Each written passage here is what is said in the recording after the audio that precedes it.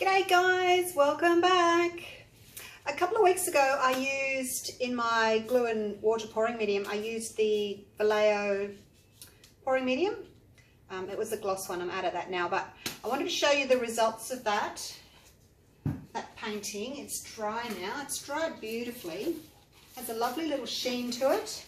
You don't even need to varnish it if you don't want to. Look at that. I do feel that my mix was slightly off though. It was a little bit on the thick side. So my cells are quite small, but it's still really pretty anyway. So wanted to show you that one. So today I'm going to do another little experiment with pouring mediums. Look what arrived in the mail yesterday. Oh, big bottle of golden colour pouring medium gloss. So I thought I'd give that a go and see how that goes today. I'm just mixing it in with my glue and water mix, pouring medium. It took a little while to get the consistency right. I made up a few little batches of pouring medium and then just, tried to see which one was the most similar to my usual pouring medium of 60-40 glue water. But I think I've got them. But anyway, I'm going to have a little play today with these. I've only mixed up pouring medium. I haven't actually mixed up paint with them. So we'll have a little play today. And I'm going to put some treadmill silicone in each colour. Got 2 cups of white. We've got 2, 4, 6, 8, 10. No, I'll go 3 drops. Because I've got 50 grams of pouring medium and 50 grams of paint in each, so that's 100 grams. And I do like to do 1 drop per 30 grams or 1 drop per ounce. Right, so that was just the treadmill silicone oil that I like to use by Spot On. I buy that one through eBay. Comes from overseas, I don't know where, probably somewhere in the States. It is pretty expensive because of the shipping cost, but a bottle like that, you only use it few drops at a time. It's going to last you a very long time. Oh, and I do actually want to do another pour with the coconut milk hair serum, because when I did my little experiment the other week, most of you said you liked the cells from the coconut milk hair serum. This guy. So I will do a pour shortly, maybe tomorrow, with that instead of the treadmill silicone, and just see what you guys think of the cells. They do tend to grow a little bit bigger, the cells, so those of you that like big cells, I guess that's why you preferred that painting. I did a side-by-side experiment with the Spot On treadmill silicone and the coconut milk hair serum. It's not the same as coconut milk, you guys. Don't buy coconut milk in the grocery aisle, okay? It's not the same thing. It won't work. Somebody told me they'll buy some coconut milk, and I'm saying, no, don't. You can't do that. It's not an oil. Okay, I've got all Montmartre Studio acrylics today, these guys. I'm not going to show you each bottle because they're big and heavy, but that's what they look like, the Studio acrylic. It's not the Dimensions. So I've got the white, I've got this pale sort of aqua colour that I call Marina, I've got phthalo blue, I've got a really dark navy, deep space, a light green, and then this dark sea green, which is deep sea. So, and I'm going to do 3 flip cups. Righto, let's get started. As I said, I've got the 2 whites. Normally my white gets lost. Especially with the Montmartre white, it's really quite thin, so I've added a little bit of extra paint to the white. Got my air conditioner on today, it's hot. Not even summer yet and I've already got the aircon on. It's a problem with Queensland, isn't it? It's hot and humid.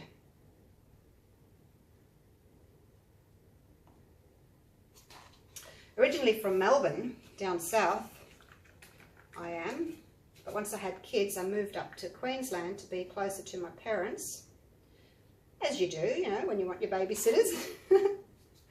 But yeah, it's hot and humid. Wouldn't be so bad if it was just hot. It's the humidity that's the killer for me. You know, going outside and getting all hot and sticky because of the humidity. Anyway, what can you do? Stay home and paint in an air-conditioned studio, I say. What do you think? Alright, so I'm just separating my dark colours with the light colours as I always do, because I wouldn't put two dark colours like that next to each other. You wouldn't see them. So I go light, dark, and that's what I do. Otherwise you just would not see your colours, would you? Same if you've got two light colours, don't put them next to each other. They'll just sort of blend into each other. Separate them with a dark colour. That way you can get nice, colourful rings around your cells. So if you put a light colour next to a light colour, you're not going to get a nice dramatic ring around, are you? Because the colours are just too similar.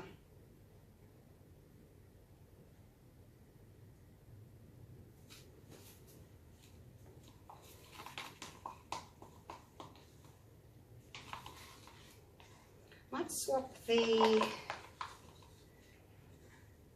green and put the green in next to this navy, just to see what it looks like, because I've got the light, I've got this turquoise next to the green on the first layer, so let's just do that. See what happens. I don't mind changing them up a little bit, my layers. They don't have to be exactly the same. And if you want to, you can do each cup differently. It just takes such a long time, so for the sake of a video, I just do them all the same. When I did my sandwich pours, I layered them differently, didn't I? Each cup was different. Love those sandwich pours. Did you see the little video of the two of them dried together? They're really pretty. Come up so nice. Really enjoy doing the sandwich pours. Just wish I had more room in my house to put everything up. I do rotate it though. Have something for a few months and then change it, put something else up for a few months. So there's always something new going on. Actually, what I'm going to do with this one, I'm going to put the blue next to this light turquoise. And then I'll finish it off with white on top, because I don't really want to put the white next to the light blue. Again, you know, you're not going to see much of a ring around the cells with a white next to such a pale colour. You get a much more dramatic look having the dark blue next to the light blue. I'm running out. Now this is a 30 by 40 centimetre canvas, which I tend to do my little experiments on. I have ordered a slightly smaller one, because I use so much paint when I'm doing my experiments, and if I just want to, you know, see how something's working, I don't necessarily want to make up 700 grams of mixed paint, which is what I've got here, 700 grams of mixed paint for a 12 by 16 inch canvas. I have been using more paint lately and getting a better result, because I don't have to stretch everything out so much. And a slightly thinner mix as well, so that's been working for me. Slightly thinner mix, more paint, and less stretching of the cells. So that's what's been working. If you're on a good thing, stick to it, hey? All right, let's flip these babies over.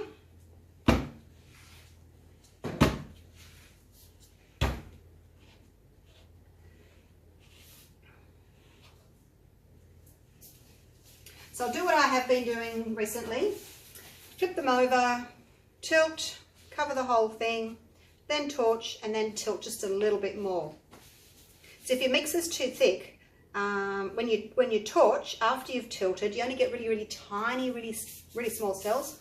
So if you make it a little bit thinner, when you torch, the cells come up a little bit bigger, and then it's just easier to stretch them, because you're not stretching them very much, because you've already covered the whole surface.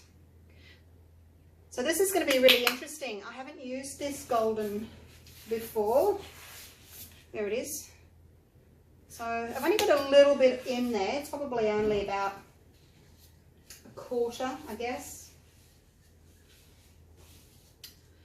All right, let's do this. I wonder if a quarter will actually make any difference, whether we'll see any difference. Might have to increase it, but it's expensive, so I didn't want to put too much in.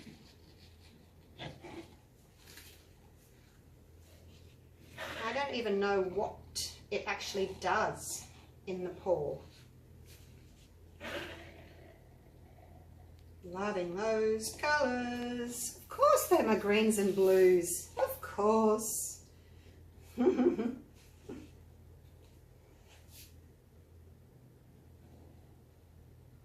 will tip that off. Just going to put it there to help the paint flow over the edges, but I will be tipping it off.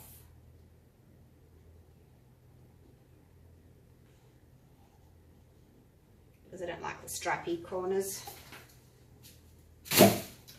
Righty-o. Let's move some paint around, hey? Actually, what I just forgot. I forgot what I normally do. Oh, it's been a while since I've done a flip cup pour. I've been doing ghost pours and ring pours. Normally I don't do that, and I put my corner catcher on so that I can actually, ooh, look at that, keep all the paint on the surface. Silly me, silly me. Oh dear. Don't do something for a week and then forget all about it, hey? Silly, silly. I just find that this works better. I just go straight into the corner, catch the paint. If I put the corner catcher on there, it just pushes those lines back. But that's not too bad. We'll see what happens down there.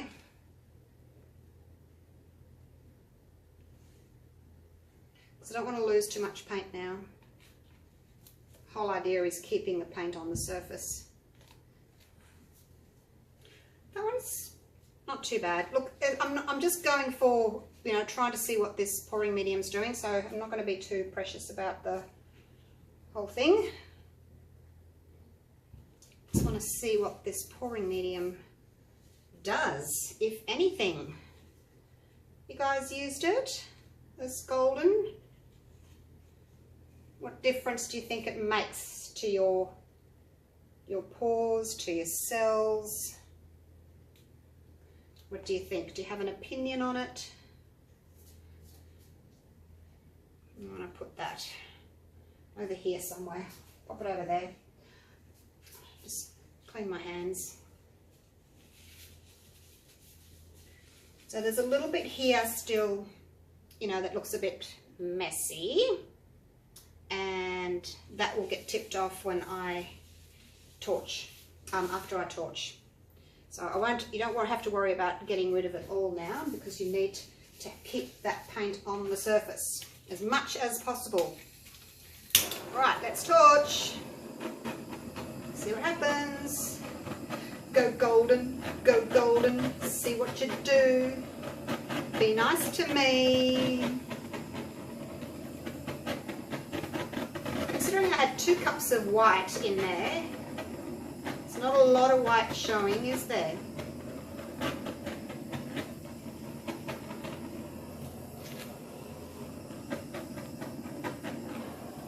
Little cell's getting there. I just have to get a little bit closer by the looks of it. Not too close though.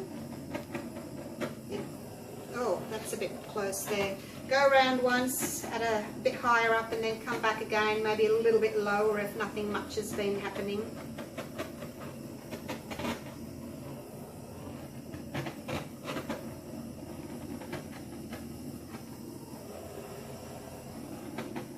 Might be a little on the thick side. See how small the cells are at the moment?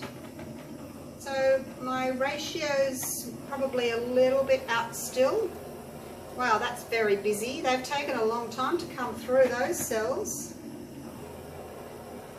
Very long time to come through. because I've gone over and torched again thinking nothing's happened.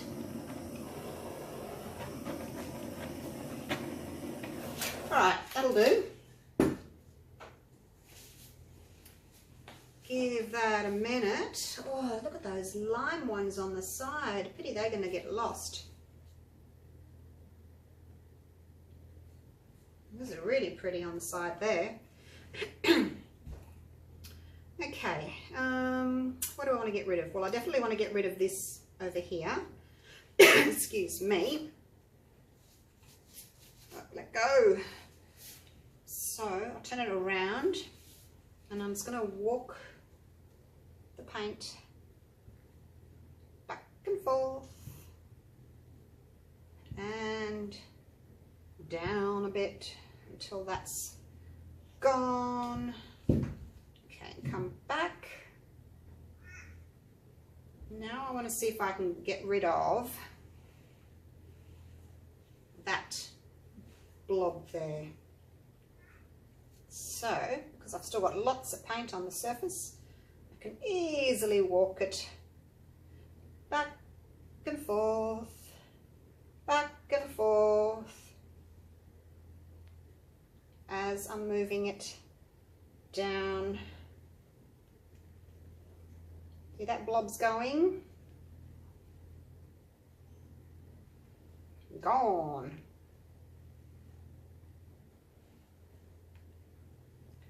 The cells are holding their shape nicely. Actually, there's another blob there. Let's see if I can get rid of that blob.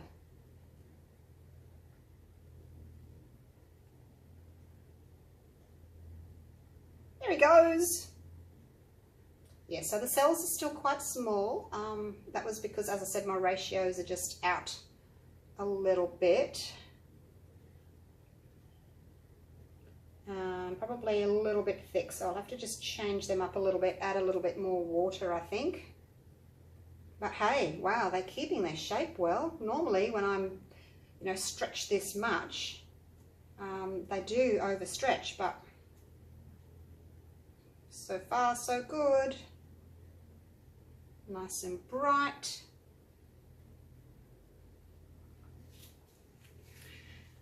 Very nice.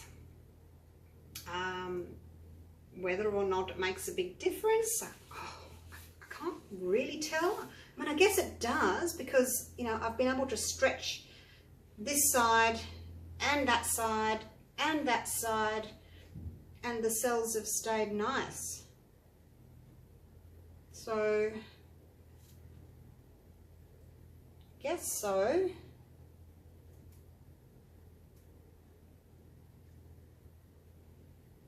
Seeing how far I can push this. See how far I can open them up a little bit more. I automatically try and straighten my lines, which I shouldn't do.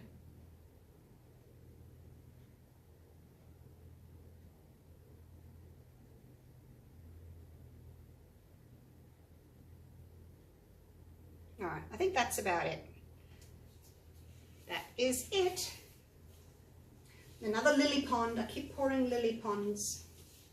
Okay, I think that's worked out really well. Colours are lovely and bright. I've got gorgeous multicolored cells. They stayed in shape while I was tilting. I just think that my mix was a little bit on the thick side. So I'll have a little play with that. And of course it does depend what brand of paint you're using. You know, you can't use my exact measurements, ratios, if you're not using my exact paint or my exact glue, because it's not going to be the same for you. All right, let me take you down for a close-up. But I think everyone pretty much worldwide can get Montmartre. So if you can get Montmartre Studio Acrylics, then you should be able to replicate my pours with my my recipe.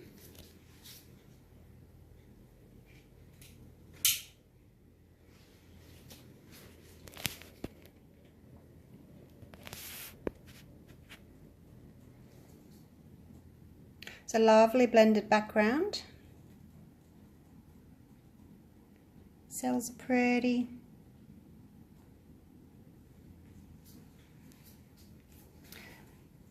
Again, not much white come through, even though I had 2 cups of white and I did make it thicker. Got some white rings. Now look at that cell there. Look at those. They've got 1, 2, 3, 4 colours in them. That's what you want from your cells. You want the multicoloured ones.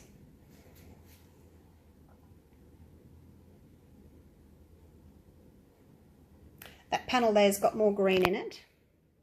The middle one's got more white in it. And the one on the end here's got more blue in it. Even though they were layered exactly the same way. These over here are divine. Look at those. So I'll have another little play around with my recipe and see if I can make it just a tad thinner so that when I torch my cells are a little bit bigger. And then I think it will be perfect. But so far so good, hey? I'm impressed with it. It's much thinner than the glue, but it's thicker than the water, so it just takes a little bit of tweaking. I guess it's more of a consistency like Floetrol. It's kind of that consistency. So I just need to account for that when I'm adding water. I just need to add a little bit more water. All right, I'll leave it there. Love you and leave you. Thanks for watching. I'll see you for another one real soon. Bye for now.